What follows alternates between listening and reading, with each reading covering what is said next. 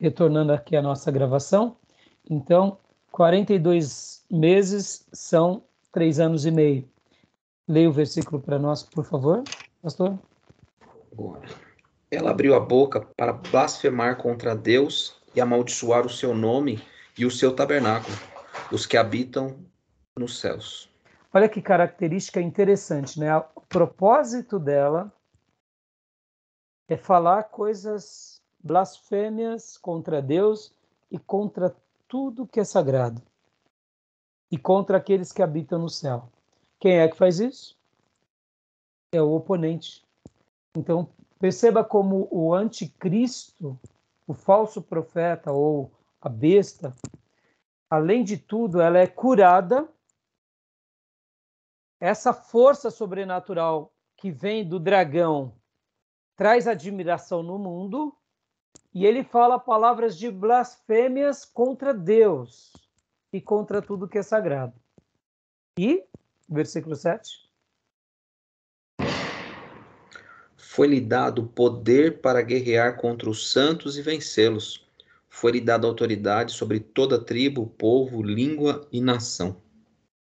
Olha só, há uma perseguição ferrenha e há até a possibilidade de vencer os santos, porque a gente já sabe que durante um período nada acontecerá com os santos, mas quando eles cumprirem tudo aquilo que Deus já tinha pré-estabelecido, a besta vai prevalecer. Continua? Todos os habitantes da terra adorarão a besta, a saber, todos aqueles que não tiveram seus nomes escritos no livro da vida do Cordeiro, que foi morto desde a criação do mundo.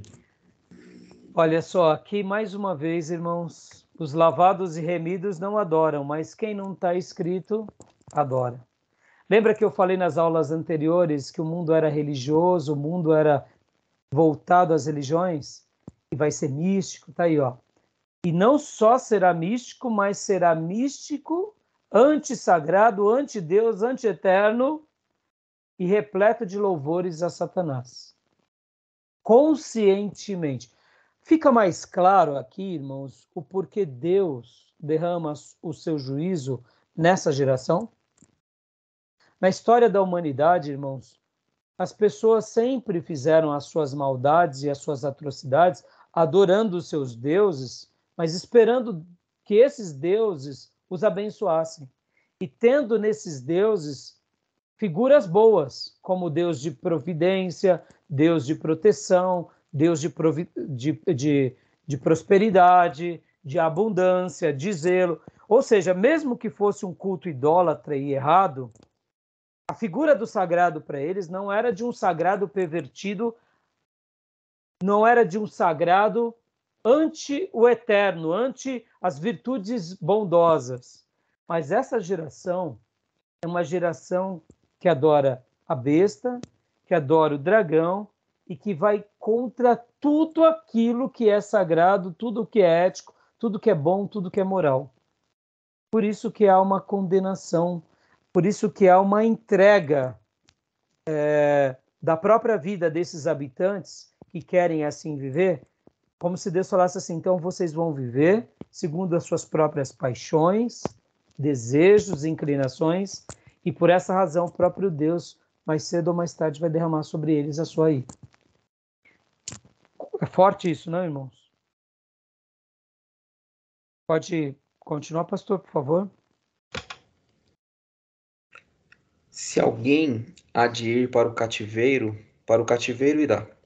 Se alguém há de ser morto, morto, a espada haverá de ser. Aqui estão a perseverança e a fidelidade dos santos. Pode continuar. Ok.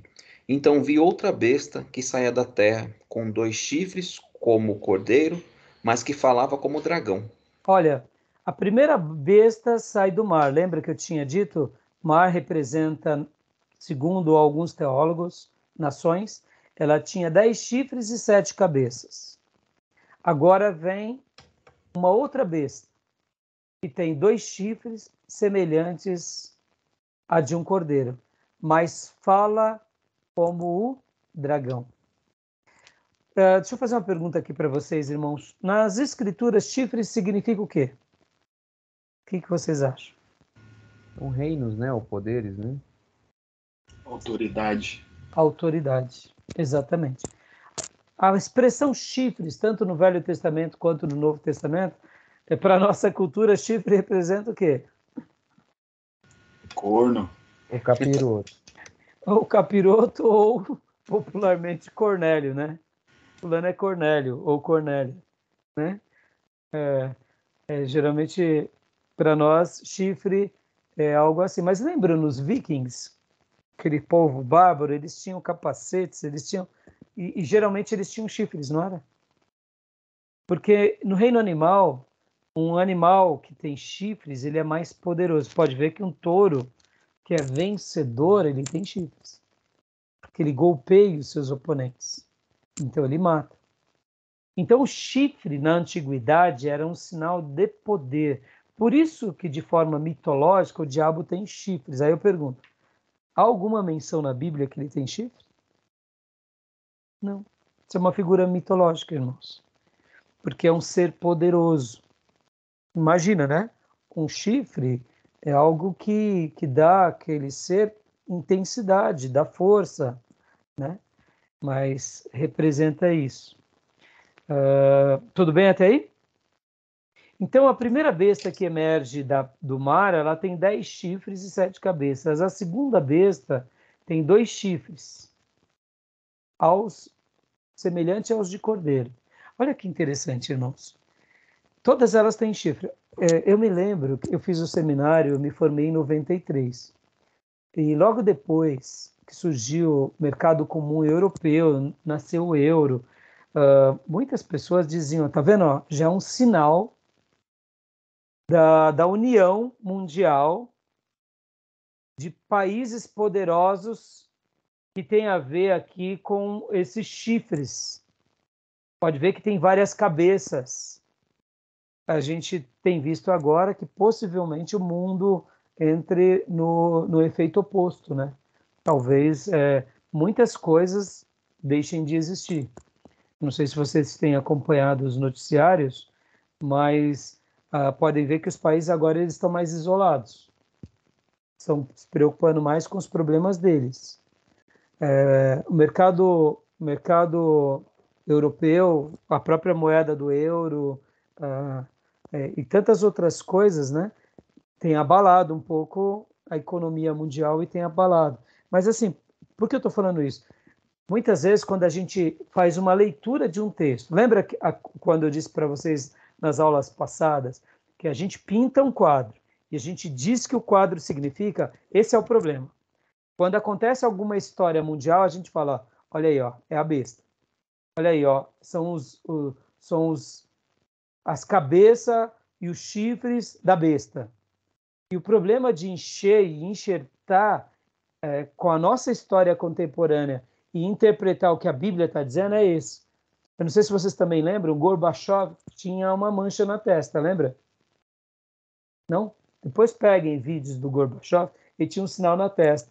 Eu me lembro que foi quando eu fazia o seminário nesses dias. O pessoal falava que era a marca da besta. Entendeu, gente? Bom, é difícil, viu? É difícil. Nessas horas, ainda mais americano, né? Escrevendo contra russo. Então, imagina, eles são a besta, eles são o anticristo, entendeu? É difícil, né? Nessas horas, tá entendendo? Eu estou comentando tudo isso com os irmãos só para... Agora, essa segunda besta, ela sai da terra, dando aquela ideia de que está em Israel. Pastor, pode ser a mesma besta? Pode ser a mesma besta. Pode ser outra besta? Pode ser outra besta. Essa pode ser o falso profeta? Pode ser o falso profeta. Perceba que falava como dragão. Ele tem uma voz interessante. Então, versículo 12, pode continuar lendo para nós, pastor? Desculpa interromper aqui, mas ela tem 2 chifres enquanto a outra tem 10. Supostamente tem menos autoridade? Essa é a ideia? Então, a gente não entende, pastor, sendo Sim. franco aqui na interpretação. Porque a gente faz a leitura do texto e a gente tenta entender o texto. Quando a gente tenta entender o texto, a gente não consegue andar muito. Aí a gente tem que fazer leituras paralelas. Aí dentro das leituras paralelas, a gente recebe alguma luz. Paralelismo, por exemplo, mar são nações, terra, Israel. Chifre é poder. Muitas vezes, cabeça são nações, são povos. Então, a gente vai pegando e vai tentando montar, mas com muita dificuldade. A impressão que dá é que aquela que está na terra, ela tem dois. Parece que ela tem menos poder, ou pelo menos ela atua num território menor. Lembra que Israel, o país de Israel foi dividido entre Reino do Norte e Reino do Sul? Uhum. Quem sabe pode fazer uma alusão ao Reino do Norte com o Reino do Sul. Mas nos dias que o Evangelho foi escrito, já não havia mais essa separação entre Reino do Norte e o Reino do Sul. Você entende? Então, é mistério, né? E fica uma incógnita. Mas pode ver que ela tem uma característica. Ela fala como o dragão. A primeira besta recebe o poder do dragão. A besta que emerge do mar, ela tem uma característica de... a besta que vi, que era semelhante a leopardo, mas tinha as pés como de urso e boca como de leão. O dragão deu à besta o seu poder e o seu trono e grande autoridade. Ou seja, essa primeira besta do mar tem um poder entre as nações. Agora, essa segunda besta, ela fala igual ao dragão. Ela seria menos poderosa? Ela seria mais poderosa?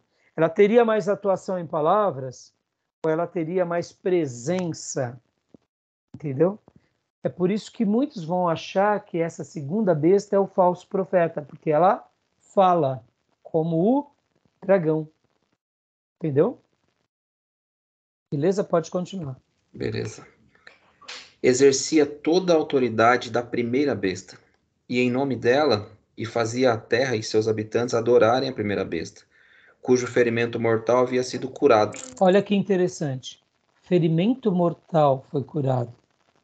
O texto, quando eu falei há pouco de pseudo-ressurreição, é quase isso. É uma coisa mesmo, não tem, foi um milagre que aconteceu pelo poder do espírito do dragão, do espírito do anticristo. Só que olha que interessante, ela exerce poder como a primeira e faz com que a terra e os que habitam nela adorem a primeira besta. Então essa segunda besta aponta para a primeira. Por isso que muitos vão chamar que é o falso profeta. Que ela aponta. Eles estão trabalhando em sintonia. Você vai compreender perfeitamente. Jesus veio glorificar o ministério do Pai. Veio realizar a obra do Pai. Seria uma cópia disso. É como se ele trouxesse grandeza à primeira besta e glorificação à primeira besta. Dá quase uma ideia de uma idolatria profunda, mas é essa a ideia. Pode ver que todos ficam admirados. Só que essa segunda besta, o falso profeta, tem um poder muito grande. Pode ver que ele faz com que a terra e os que habitam na terra adorem a primeira besta. E agora o 13. E realizava grandes sinais, chegando a fazer descer fogo do céu à terra, à vista dos homens. Né? Ou seja, o texto bíblico não está falando que não fará, e que não é pirotecnia, mas é poder sobre a influência de Satanás. Querem comentar alguma coisa, irmãos? Querem fazer alguma pergunta? Não é sem razão que quem vê e não tem hoje, pelo menos o mínimo de conhecimento entrega à pessoa de Jesus, vai realmente ficar impactado, porque vai olhar isso aqui e falar, meu Deus do céu. Realmente. É absurdo, né? É muito forte. Continuando, para nós, por favor, pastor. 14. Por causa dos sinais que lhe foi permitido realizar em nome da primeira besta, ela enganou os habitantes da terra.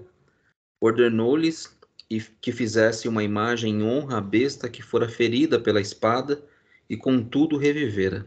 Olha só, Mais uma vez dando ênfase de uma pseudo-ressurreição. Foi ferido, e aqui, olha que interessante, é ferido a espada, até dá o termo. O termo não é uma ferida mortal, mas é uma ferida de espada. Como que vai ser? E aqui, lembram da imagem de Nabucodonosor que ele fez para que todos o adorassem? Da mesma ideia. Nabucodonosor estava vivo? Estava, mas ele fez uma imagem dele para que todos o adorassem? Foi. É praticamente o mesmo episódio.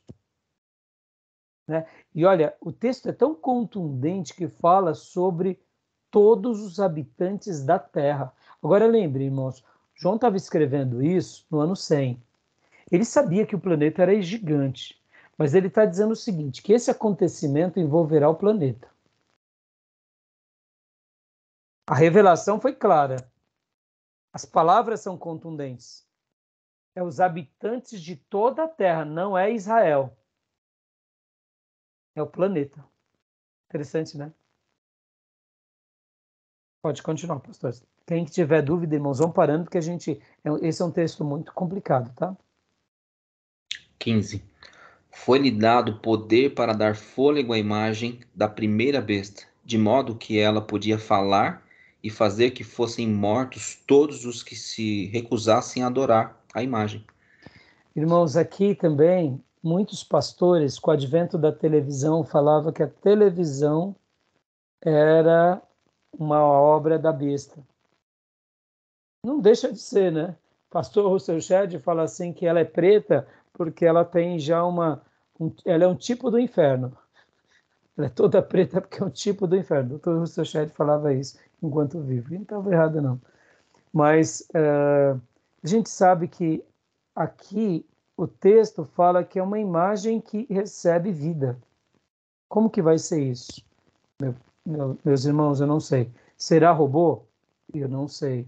Deixa eu até falar uma coisa que eu aprendi com o pastor Davi Rocha, nosso querido amigo que hoje pastoreia lá no Sul.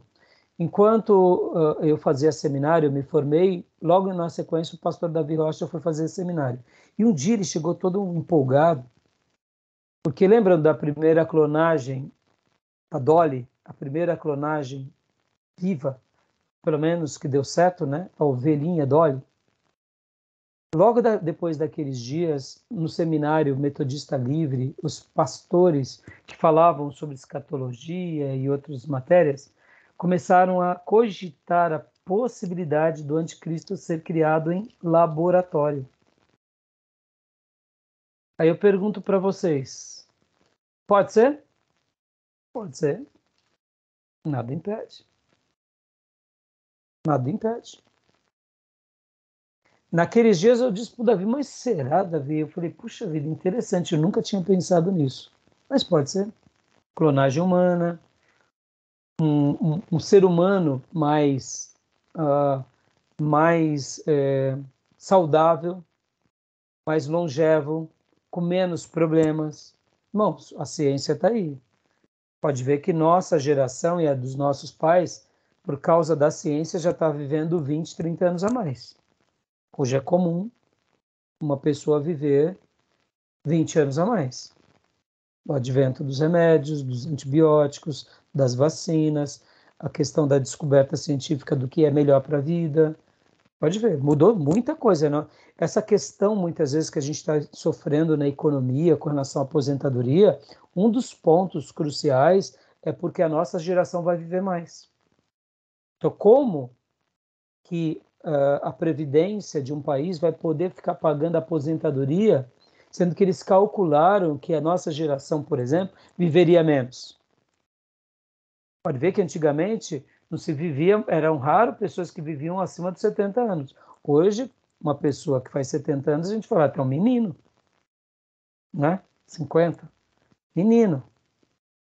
É comum você ver pessoas de 50 anos em pleno potencial, 70 anos fazendo muita coisa.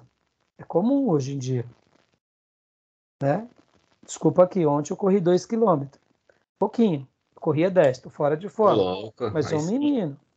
Menino.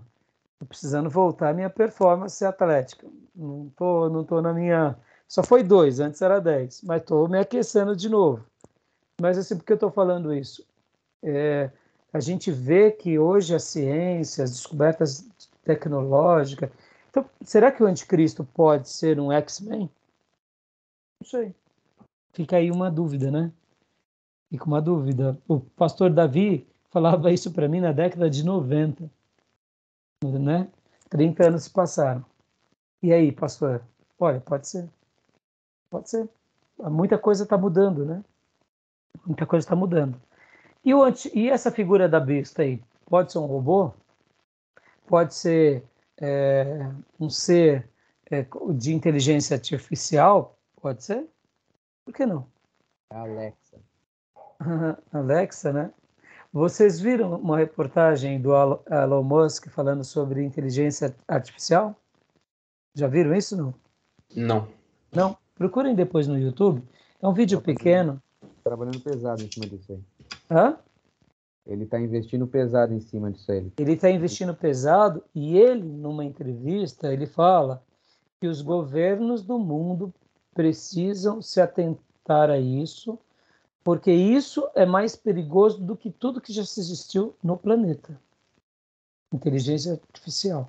E ele está investindo nisso, né? Esperto ele. É. Interessante, né? Ele alerta, mas ele investe, né? Então. Mas ele como um gênio, porque o homem, vamos falar abertamente, ele é um gênio. Ele é um cara extremamente competente, empresário de visão. Essa semana, ontem, as ações do Twitter subiram 25% e hoje subiu mais 5%. Por quê? Porque ele gosta muito do Twitter e ele fez uma reportagem ontem perguntando sobre se ele deveria criar um Twitter dele, pessoal, né?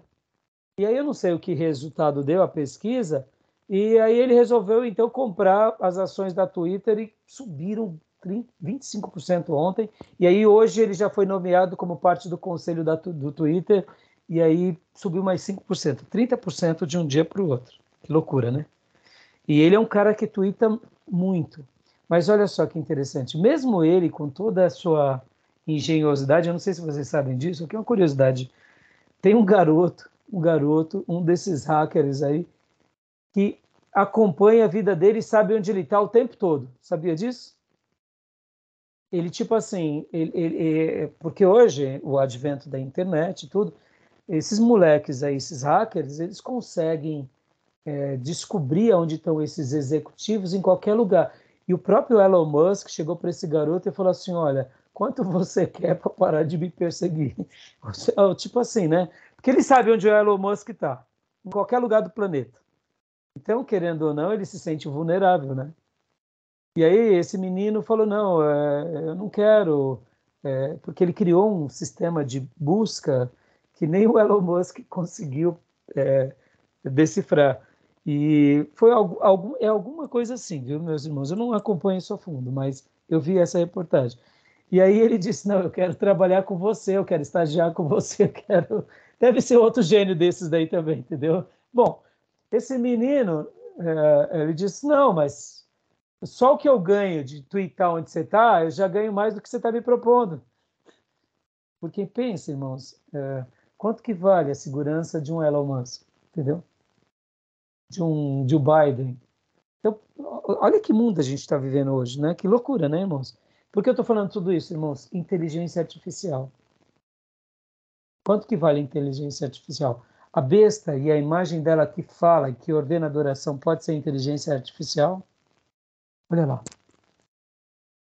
Hoje, para nós, isso é uma realidade presente, né? Vai saber o que pode acontecer daqui a 10, 20, 50 anos, né, irmãos? Bom, só estou jogando aqui, tá, irmãos? Vai saber o que vai acontecer daqui a 10 anos, tá? Querem fazer alguma pergunta? Tudo bem até aí? Tranquilo, Beleza. pastor. Continua para nós, pastor? Também obrigou todos, pequenos e grandes, ricos e pobres, livres e escravos, a receberem certa marca na mão direita ou na testa, para que ninguém pudesse comprar nem vender, a não ser quem tivesse a marca, que é o nome da besta ou o número do seu nome. Pode ler o 18? Posso continuar? Uhum. Aqui a sabedoria. Aquele que tem entendimento, calcule o número da besta, pois é o número de homem. Seu número é 666. Lembra que na aula passada eu falei que quando João escreve isso, ele estava se referindo aos números do imperador romano, que dava 666. Por que o número? Porque vocês têm que lembrar que Nero, ele também foi um tipo anticristo. Destrói Jerusalém, persegue os cristãos, bota fogo em cidades romanas e culpa os cristãos. Aliás, persegue os cristãos, né, Nero. Tito, o imperador, foi outro tipo também de anticristo, destrói o templo.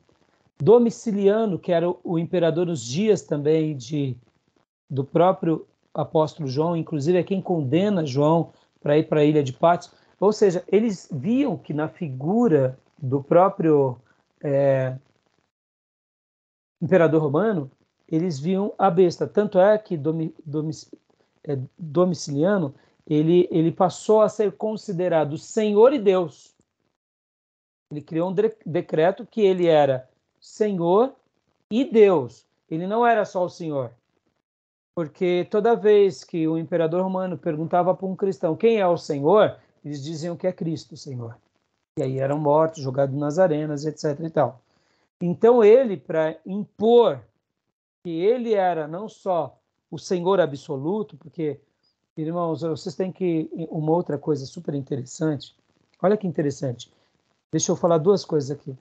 Esses dias eu estava acompanhando um pouco sobre essa questão do conflito, né, da Rússia e da Ucrânia. E nós aqui do Ocidente, né, para nós, o povo do Oriente, eles vivem debaixo de uma opressão, né? É a nossa impressão, não é isso? E é o que a gente acha. Porque somos de um Ocidente e temos o quê? Uma certa liberdade. E temos mesmo de falar, se expressar, desde que o Supremo não mande você usar tornozeleira ou te cancele suas redes sociais. Mas a gente tem uma pseudo-liberdade. Mas vamos lá. Como se o Supremo, né, pra vocês verem como que são papéis errados, né? Essa não é a função de um Supremo. Jamais. Pra vocês verem como que os ditadores, eles nascem do poder, seja ele qual for. Legislativo, executivo ou próprio judiciário. E isso vale também para o Bolsonaro, porque ele também tem uma característica ditatorial muito forte. E o que dizer do Lula, então? Então nem se fala, né? Acho que a gente não precisa nem comentar. A postura dele socialista é só aparente, porque ele tem um viés de ditador também imenso. Mas voltando. Um dos grandes especialistas sobre o assunto, depois procurem na internet, tem um professor chamado Emanuel Pessoa. Ele é um especialista em direito, em questões internacionais, e ele fala bastante sobre isso, assim como outros. Eu não me recordo se foi ele que disse ou se foi um outro estudioso do assunto. Mas ele falava o seguinte, irmãos. Aqui no nosso país, a gente tem o lado feminino muito aguçado. O feminismo tem muita força, né? Pode ver. Na cultura ocidental, o feminismo é muito forte. E aí de quem fale do feminismo. Já nas culturas orientais, sejam elas islâmicas, sejam elas dos tigres asiáticos, Japão, Coreia, China, ou mesmo do lado russo, que é a parte ali do leste europeu, que são os católicos ortodoxos gregos, eles têm o lado paternal muito forte. Então, se fizesse um plebiscito, possivelmente na Rússia hoje, sobre a figura paternal, possivelmente eles iriam defender o lado deles. Eles acham que o Ocidente e a liberdade do Ocidente degradou o Ocidente. A figura família, a figura do homem, e eles são contra isso. E está dentro da cultura do povo oriental E nós realmente fomos desfigurados de uma postura e de papéis. O que vocês acham disso? E que se hoje fosse feito um plebiscito na própria Rússia, possivelmente eles iriam pender para uma democracia como de fato eles são. Eu sei que parece estranho esse diálogo, mas eu só estou citando palavras de especialistas que acompanham o Oriente. O que vocês acham disso?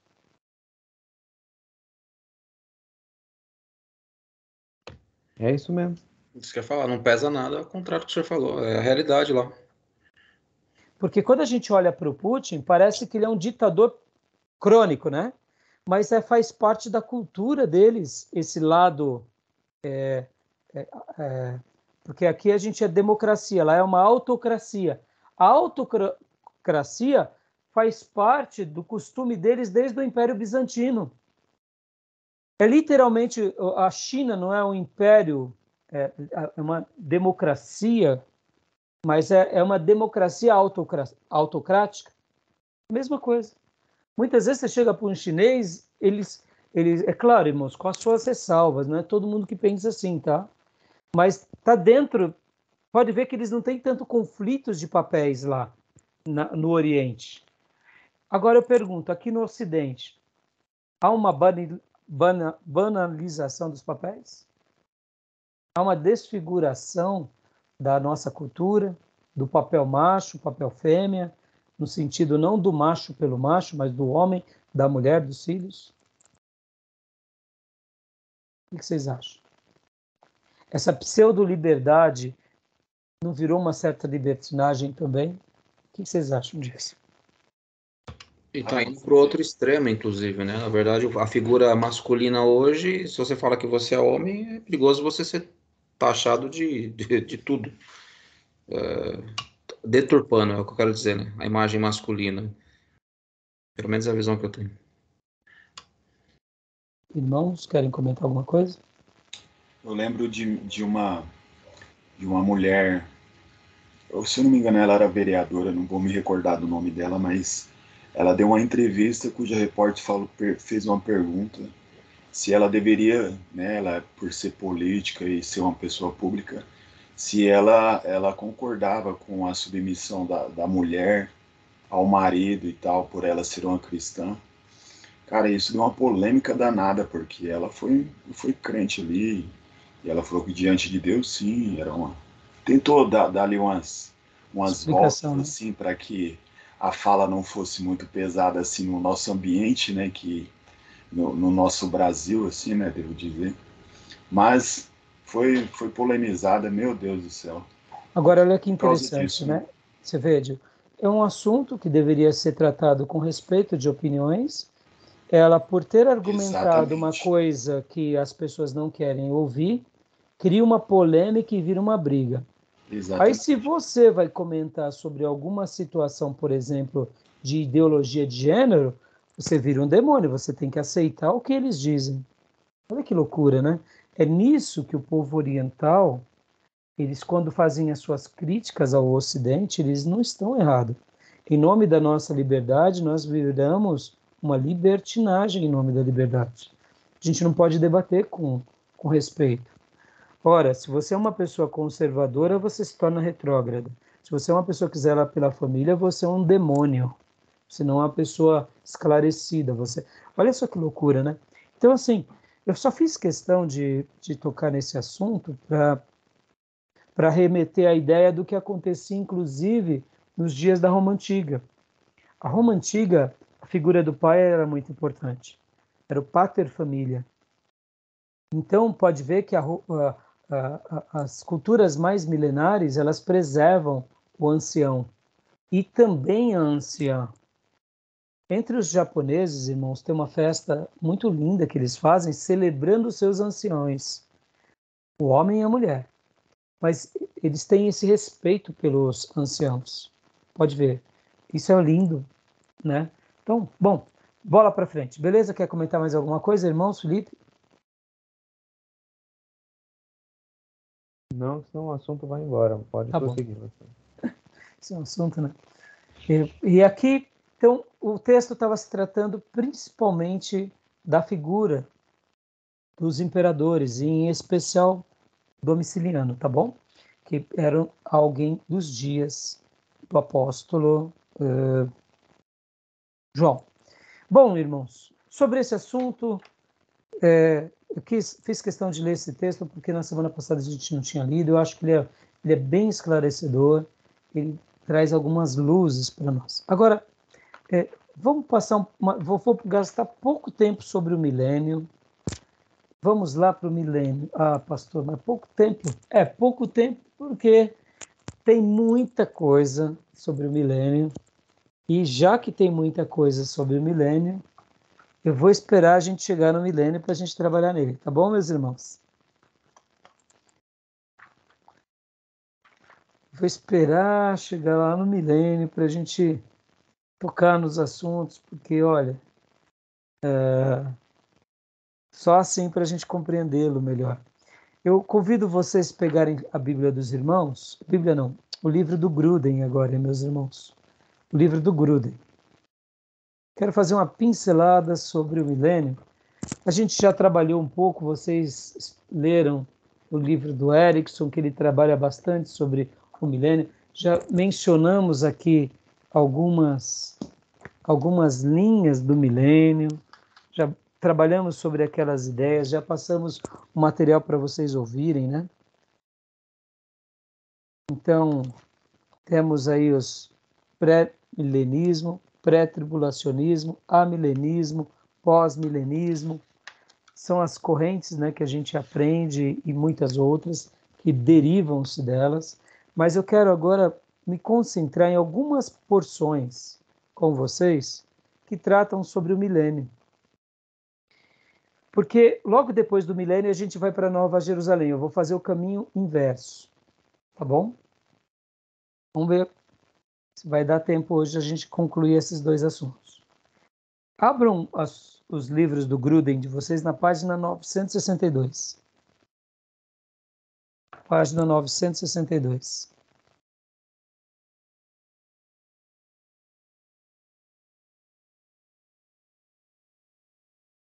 Aqui, o Gruden vai estar falando, né, sobre essa porção, ele vai estar trabalhando sobre o milênio, ele vai estar trabalhando sobre essas correntes apocalípticas. A parte 7 do livro, ele vai trabalhar, vamos até voltar um pouquinho antes, porque eu achei bem legal isso daqui. A parte 7 do livro, ele vai falar sobre a volta de Cristo, quando e como, capítulo 54, e aí o capítulo 55, o milênio. Que é o milênio? Quando ele vai acontecer? Os cristãos passarão pela grande tribulação? Aí o capítulo 56 vai falar sobre o juízo final e o castigo eterno, e o capítulo 57, o novo céu e a nova terra. Tá bom? Mas eu queria agora ler com vocês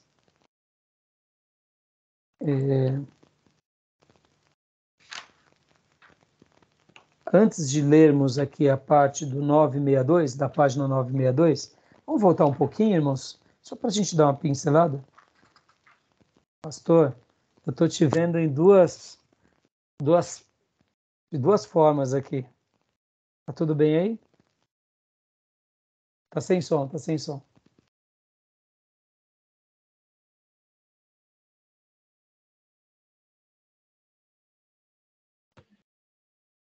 Aí agora. Acho que, na verdade tinha apagado aqui, agora que eu voltei. Mas o senhor tá me vendo em duas ainda? Não, agora não. Ah, tá. Mas tá tudo bem? Tá sim. Tá bom, beleza. Não tem problema. Desculpa, se o senhor puder, a gente tá lendo o livro do... Agora é o livro do Gruden. Do Gruden, ok. Isso. Podem abrir no capítulo 55, página 946. Ele vai falar aqui sobre o amilenismo, o pós-milenismo, o pré-milenismo clássico e o pré-milenismo tribulacionista. Então ele vai trazer essa abordagem que a gente já vem citando, e ela é bem interessante. Então, quem está com o livro aí? Todos estão? Então, Felipe, leia para nós aqui a explicação em base bíblica, essa primeira parte aqui. Se o senhor puder repetir a página para mim, por favor. 946. 946, obrigado. A palavra milênio significa 1000 anos, do latim millennium, 1000 anos. O termo vem de Apocalipse 24:5, onde se diz que viveram e reinaram com Cristo durante 1000 anos. Os restantes dos mortos não reviveram até que se completassem os 1000 anos. Pouco antes dessa declaração, lemos que um anjo desceu do céu, agarrou o diabo e o prendeu por 1000 anos. Lançou-o no abismo, fechou-o e pôs selo sobre ele, para que não mais enganasse as nações até que se completarem os 1000 anos. Ao longo da história da Igreja, tem havido 3 visões principais sobre a época e a natureza desse milênio. Olha, meus irmãos, por que eu estou trabalhando na ideia do milênio antes da Nova Jerusalém? Na minha primeira parte do bloco de hoje, eu disse que mais importante do que identificar a pessoa do anticristo é identificar as atuações do anticristo entre nós ao longo da nossa vida, durante a nossa existência, identificar as atuações do espírito do anticristo, muitas vezes na nossa religião, nos nossos credos, na nossa sociedade e nas pessoas. Eu quero acreditar que essa mesma figura de linguagem ela se aplica também para o milênio. Mais do que identificar ou pontuar um período na história, é compreender essa lição debaixo dessa grandeza do reino de Deus na história. Eu confesso que o assunto bíblico, o assunto escriturístico, ele se torna muito difícil porque temos pouquíssimo material bíblico. A gente vai ver agora. Nós não temos muitos materiais. Então, quando você não tem muito material, fica difícil você fundamentar uma doutrina. Vamos lá.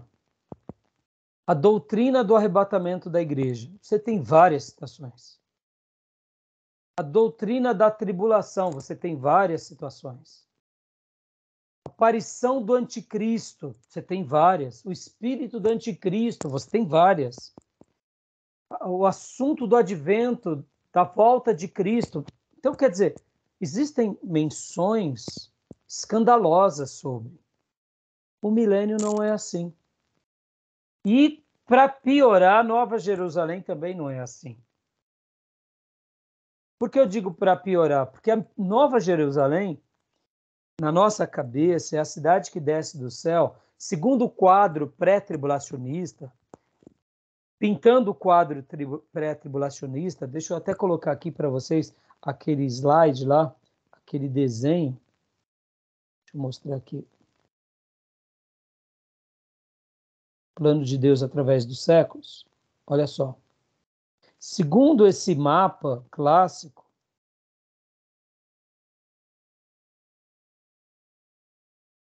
olha só que interessante. Segundo aqui, plano de Deus através dos séculos, a Nova Jerusalém, ela é uma cidade que ela vem aqui, ó. Aqui esse período é o período dos 7 anos de tribulação. Aqui Jesus vem com um cavalo, com a sua igreja, depois das bodas. E a Nova Jerusalém está aqui, ó.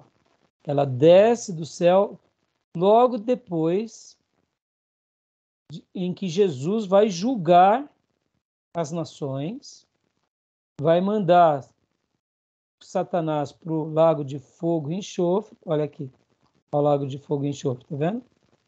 Jesus vem, faz o grande juízo, faz o grande julgamento das nações, lança diabo, os demônios e os que não estão no livro da vida do Cordeiro para cá. E é aqui que vem a Nova Jerusalém. E a Nova Jerusalém, ela desce sobre a terra e ela está aqui durante o milênio. Por isso que as nações, aí Jesus vem reinar com seus filhos durante 1000 anos. Então, as nações vêm receber cura, vêm receber graça, porque a Nova Jerusalém, que é esse lugar, está aqui, no planeta. Aí, depois disso, passa-se os 1000 anos, vem uma rebelião do inimigo, e aí, aliás, desculpa, eu tinha falado aqui, né, que o diabo já está aqui. Não, o diabo ainda não está aqui definitivamente, né? Porque, na realidade, aqui ele vai ser solto, vai ter aquele período em que ele é solto, tem mais um último juízo, e aí ele é jogado, aí sim os anjos decaídos, aí eles vão lá para o lago de fogo e enxofre para sempre. Olha como é confuso essa parte, irmãos. Como embola, né? Como eu já disse para vocês, qual que é o grande problema? Se a Nova Jerusalém vem para o planeta, se no planeta está tendo pessoas, Jesus vem com os seus servos e julga as nações, logo depois que entra no milênio, então 2 tipos de pessoas vão habitar nesse planeta. Os seres de corpo glorificado e os seres humanos normais. E parece bobeira isso, né? Num primeiro momento, mas olha como se torna complicado. Quantas ressurreições a Bíblia vai falar que existe, irmãos? Vamos pôr lenha na fogueira aqui. Quantas ressurreições existem? Quantas ressurreições? Só, né? Uma, né? Então, aí que entra a questão. Quantas voltas de Cristo existe? Vamos lá. Volta? Jesus volta quantas vezes? Uma. Ele volta uma ou volta 2? Porque ele volta e pega a sua igreja nas nuvens, Então, depois ele volta. Depende da posição, né? Entendeu? Bom, eu tô aqui jogando aqui, porque, ó, quantas vindas de Cristo será? Uma ou 2? Os defensores de... Bom, uma coisa é fato, Jesus volta. Mas é uma vez ou 2? Segundo os pré-tribulacionistas, Jesus volta 2 vezes. Ele volta entre as nuvens e arrebata a sua igreja, e depois ele vem com a sua igreja e se manifesta a toda a terra. Para o pré-tribulacionista, Jesus volta 2 vezes. Uma para o seu povo e outra com o seu povo. Tá vendo, irmãos? Tá vendo como esse assunto é complicado? Já para os pós-tribulacionistas, Jesus volta uma vez. Ele volta para o seu povo e para a terra. Tá entendendo, irmãos? Aí onde você encaixa a Nova Jerusalém? Ou melhor, as bodas do Cordeiro? Você vai ter que encaixar em algum lugar. Agora, vamos lá. Sobre a ressurreição. Na aula da semana seguinte, a gente vai trabalhar sobre as ressurreições. Semana que vem a gente vai trabalhar. Há os que defendam uma ressurreição e há os que defendam 2 ressurreições. Sim. É estranho, né, Felipe? Franziu a testa, né? É estranho, né? Não, mas já vou até antecipar uma leitura boa para vocês aí. Abram o livro de vocês, Os Fundamentos da Nossa Fé, aquela apostila, na página 174 ou 165. Eu vou ter que achar, não estou. Sem problema. Então, depois vocês vão ver. Né? Dependendo da edição de vocês, uns vai estar aliás, não é essa parte, não. Essa daqui é outra coisa. Aqui é na 168, aliás. Na 168 vai falar sobre a ressurreição dos mortos, livro do Hobbes. Mas também o livro do Gruden vai também ter esse assunto. Aqui, ó, a teoria da ressurreição dupla. Ou a teoria da única ressurreição. Pastor, mas como assim? É simples, irmãos. É simples. Ó, vamos voltar aqui para o mapa. Vocês vão entender. Por isso que eu falo, estudar Apocalipse, irmão, você tem que ter um jogo de cintura. Porque muitas vezes, quando a gente tenta afirmar o que a Bíblia não afirma, a gente acaba se enrolando mais. Por isso que se torna complicado defender uma linha e falar que ela é assim, ponto final, Deus disse. Estão entendendo, irmão? Como é complicado. Por isso que é difícil você afirmar. Eu acho que vocês estão vendo aí o mapa ou não? Vamos lá. Ainda não. Não. Deixa eu ver, então. Deixa eu compartilhar de novo. Ah, que tem duas abertas. Aqui. Vamos ver agora. Isso. E agora? Agora Já. sim. Olha que interessante. Se Jesus vem aqui, ó, olha lá, todo mundo agora virou pré-tribulacionista, tá, irmãos? Todo mundo é pré e não aceita outra coisa. Jesus volta para buscar a sua igreja. Você ressuscita ou não? Sim. Concorda? Sim. Não estou vendo vocês, né? Beleza até aí? Vocês estão entendendo a linha de raciocínio? Olha, se Jesus vai vir ao encontro e vai buscar a sua igreja, logo os mortos e nós nos encontraremos com eles nos ares e ficaremos nas bodas. Concorda? Sim. E os desviados vão ficar onde? Na terra. Na terra. E aí os desviados vão passar pelo período da tribulação, vão sofrer, vão morrer. E o que Apocalipse fala? Daqueles que tiveram as suas vidas e as suas conquistas e as suas vitórias. Que aqueles mortos, eles serão o quê? Mas os outros mortos que passaram pela tribulação, eles vão ter que ressuscitar também, para se encontrar com o próprio Cristo. Assim como também existem algumas passagens que dão uma ideia de duas ressurreições. Principalmente Apocalipse 25, que diz: mas os outros mortos não reviveram até que os 1000 anos se completassem. Entendeu? Então, os outros mortos não reviveram até que os 1000 anos não completassem. Logo, eles vão passar por uma segunda ressurreição.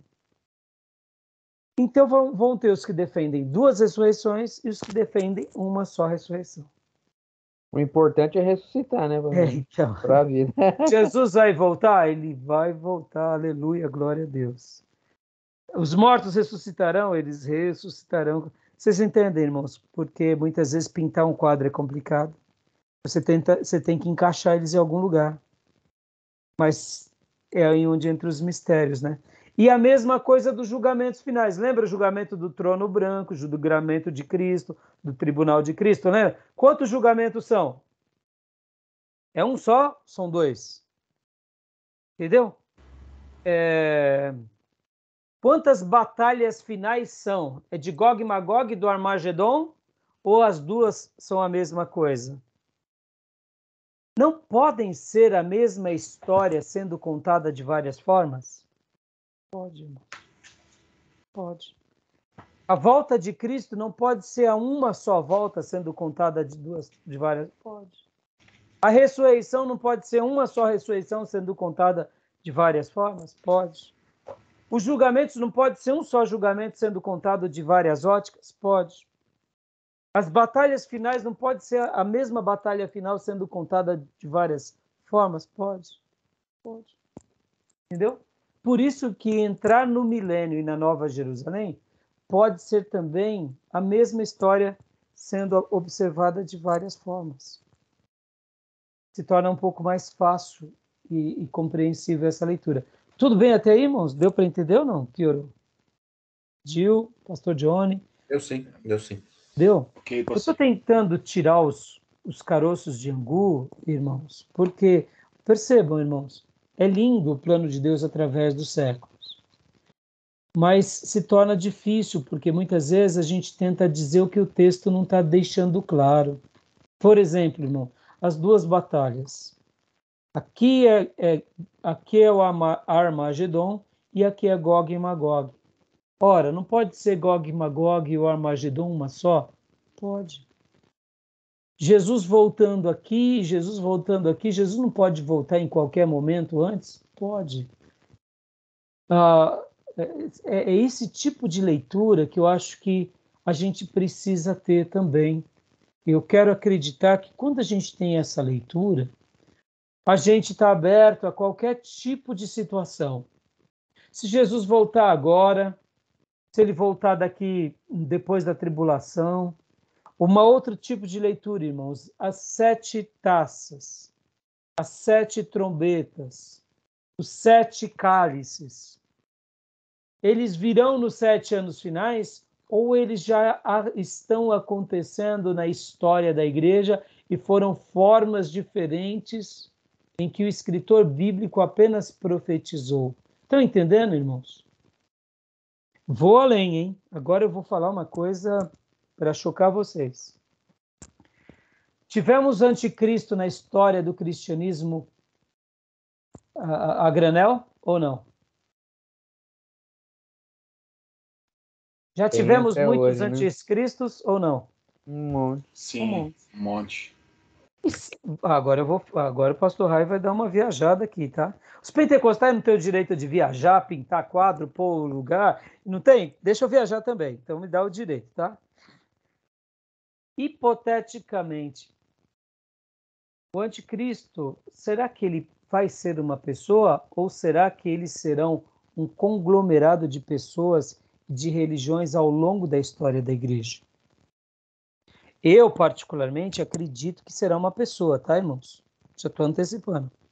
Mas eu quero dar a mão à palmatória de que pode ser um sistema de governo, podem ser tiranos, podem ser pessoas ao longo da história. Por quê?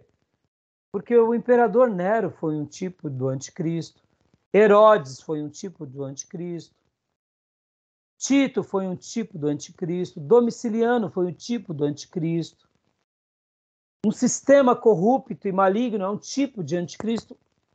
Pode ser que seja, pode ser que já está se cumprindo na história da igreja e na história da humanidade. Mussolini já foi um tipo de anticristo. O ditador chileno, esqueci o nome dele, foi um tipo de anticristo. Qual é o nome dele, Felipe? Eu ia citar o Hitler, né? Mas ele não. Hitler foi um tipo de anticristo. Bom, eu esqueci o nome dele agora. Pinochet. Irmãos, pode ser ou não pode ser? Pode ser. Será que realmente vai ser uma pessoa? Ou será que o espírito da besta já não cumpriu essa profecia há muito tempo e a gente está tentando identificar uma pessoa? Está entendendo, irmãos? Então, fica aqui uma pincelada, tá bom? Mas essa visão, na verdade, seria a visão dispensacionalista, né? Seriam por etapas ali. Mas, assim, o desfecho final, levando isso em consideração... Como fica, né? Não, sim, na verdade, nós não teríamos, ou teríamos apenas a grande tribulação, ponto. Aí eu vou parar essa gravação, pastor, eu vou dar continuação a partir dessa pergunta, tá bom? Só dar uma pausa aqui que já está dando horário.